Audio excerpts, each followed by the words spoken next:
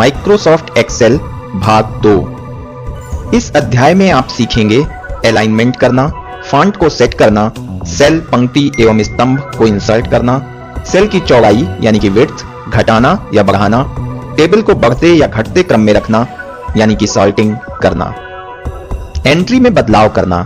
किसी भी सेल पर माउस के राइट बटन को प्रेस करने पर फॉर्मेट सेल्स नामक एक विकल्प दिखाई देता है।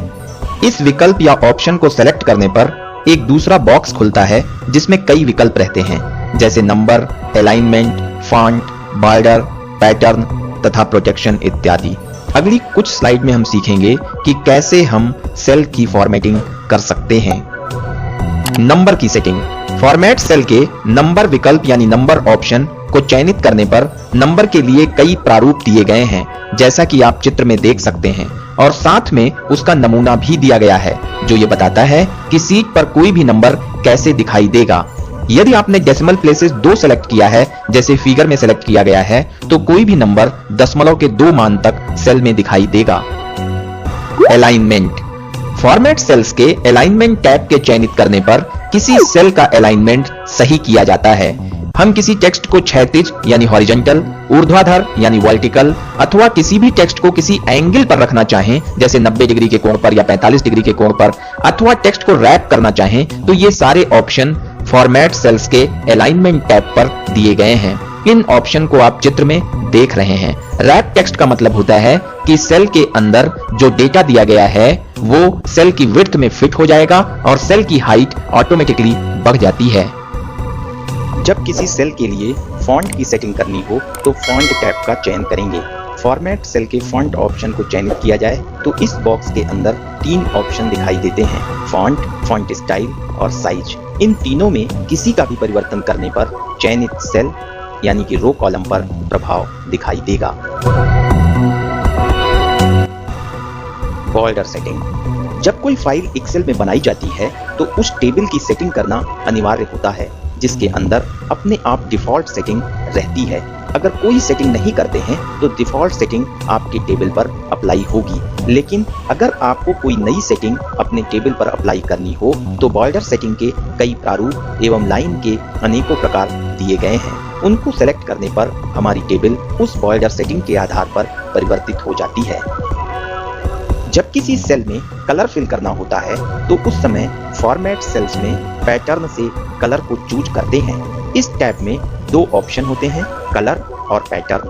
पैटर्न की सहायता से हम विभिन्न पैटर्न में से किसी पैटर्न को चयनित कर किसी कलर को चूज करते हैं, जिससे उस पूरे सेल अथवा एक से ज्यादा सेल के संबंधित सेल एवं पैटर्न दिखाई देने लगते हैं।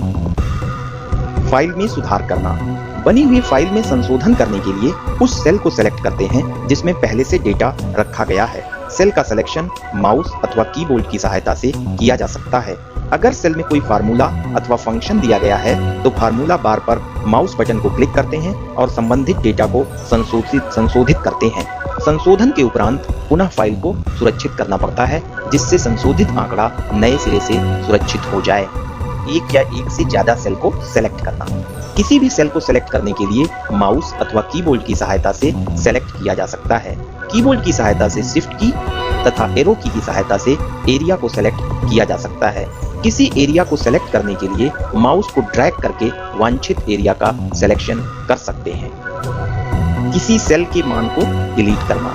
इसके लिए एडिट मेनू में क्लियर ऑप्शन के चयनित करने पर एक लिस्ट बॉक्स ओपन होती है, जिससे कंटेंट्स डेल ऑप्शन को चयनित कर इंटर की प्रेस करेंगे।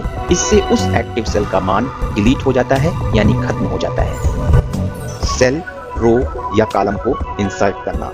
किसी भी सेल पर माउस की राइट बटन को प्रेस करने पर एक बॉक्स ओपन होता है। उस बॉक्स से इंसर्ट नामक ऑप्शन को सेलेक्ट करेंगे, जिसमें कई ऑप्शन होते हैं। इंसर्ट ऑप्शन को सेलेक्ट करने पर एक बॉक्स और आता है जिसमें कई ऑप्शन आते हैं, जैसे shift cell right, shift cell down, entire row, entire column. इनमें से कोई भी ऑप्शन चयन करके सेल या रो या कॉलम इंसर्ट किया जा सकता है। सेल की हाइट बदलना। कभी कभी सेल में जो वैल्यू हम देना चाहते हैं उसके आधार पर सेल की हाइट कम होती है, जिससे हमको सेल की हाइट बढ़ाने की जरूरत होती है। जैसे किसी कैरेक्टर की साइज एवं स्टाइल लार्ज फॉर्म में दिखाना है तो उस समय सेल की हाइट बढ़ाने की आवश्यकता पड़ती है। इसके लिए सर्वप्रथम फॉर्मेट मेनू का चयन करें। अब फॉर्मेट मेनू के रो विकल्प का चयन करेंगे, जिससे एक बॉक्स खुलता है।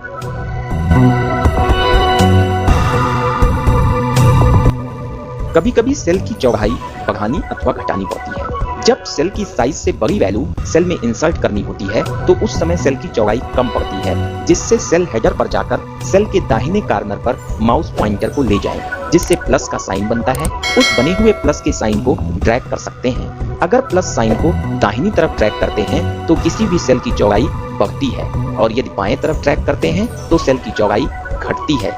इसके अतिरिक्त सर्वप्रथम फॉर्मेट मेनू को चयन करें और उसके अंदर कॉलम ऑप्शन का चयन करेंगे, जिससे एक ऑप्शन बॉक्स ओपन होता है। वहां पर कॉलम की विड्थ स्पेसिफाई करके कॉलम की चौड़ाई को बढ़ाया या घटाया जा सकता है। सेल को कॉपी करना। सर्वप्रथम जिन सेल की वैल्यू को कॉपी करना हो उसको सेलेक्ट करेंगे। तत्पश्चात उन सेल पर माउस की राइट की को प्रेस करेंगे, जिसमें से कॉपी ऑप्शन चयन करेंगे अथवा एडिट मेनू के अंदर कॉपी ऑप्शन को क्लिक करें। इससे सेल की वैल्यू कॉपी हो जाएगी। सेल की वैल्यू को पेस्ट करना। उस स्थान का या उस सेल का चयन करेंगे जहां हम वैल्यू को पेस्ट करना चाहते हैं। उस सेल पर जाकर माउस की राइट बटन को क्लिक करेंगे, जिससे एक बॉक्स ओपन होगा। उस बॉक्स से पेस्ट ऑप्शन का चयन करेंगे। इससे पहले सेल की वैल्यू दूसरे सेल में कॉपी हो जाएगी। सॉर्टिंग। किसी भी बनी हुई टेबल को बढ़ते या घटते क्रम में रखने की क्रिया को सॉर्टिंग कहते हैं। इसके लिए सर्वप्रथम मेन्यू बार के डेटा से सॉर्ट ऑप्शन का चयन करेंगे, जिससे एक बॉक्स खुलकर आता है जिसमें टेबल को असेंडिंग या डिसेंडिंग ऑर्डर के ऑप्शन द्वारा वांछित ऑर्डर में किया जा सकता है। सॉर्ट बॉक्स में अपने आप पहला कॉलम नेम लिया है, जिससे नेम के आधार पर सॉर्टिंग होगी। अगर यहाँ पर दूसरे कॉलम का नाम सैलरी चयन करते तो सैलरी के आधार पर सॉर्टिंग होती। इसके पश्चात ओके बटन प्रेस करते हैं तो नेम के आधार पर पूरी टेबल सॉर्ट हो जाती है, जैसा कि आप चित्र में देख सकते हैं। धन्यवाद।